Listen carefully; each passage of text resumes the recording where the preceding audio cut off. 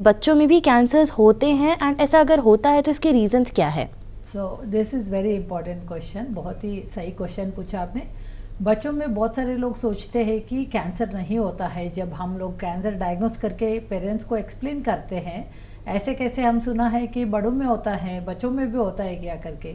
सो बच्चों को even infants मतलब less than 1 year age group में से लेके बड़े बच्चे लाइक एडोलेसेंट बच्चे even beyond 15 years, young adults, सब में कैंसर होता है। अलग अलग तरीके का एज के हिसाब से कौन सा एज में क्या कॉमन कैंसर होता है उसके हिसाब से अलग अलग कैंसर्स देखते रहते हैं बच्चों में। So general awareness about cancer problems in children is very much required. So इसकी रीजंस क्या है बच्चों में? इतने कम उम्र यानी कि 1 ईयर के बिलो भी बच्चों में कैंसर्स नज़र आता है आप बोल रहे हैं, तो इसके मेन रीजंस क्या होते हैं?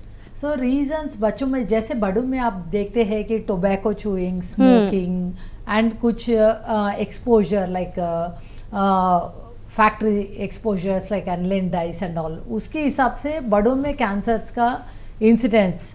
सो आपने तो देखा ही होगा स्मोकिंग की वजह से लंग कैंसर, टोबैको चूइंग की वजह से टंग कैंसर ऐसे।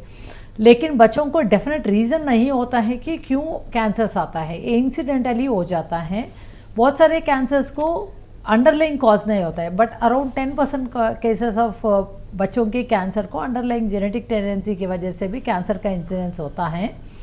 ओवरऑल कैंसर क्यों होता है करके बोले तो हमारे सराउंडिंग जो एनवायरनमेंट में फैक्टर्स की वजह से बॉडी के अंदर प्रोटो ऑन्कोजीन्स बोला तो कैंसर प्रमोटर जीन्स ट्रिगर होके उसके हिसाब से कैंसर टेंडेंसी आता है। So overall it is incidental we should से।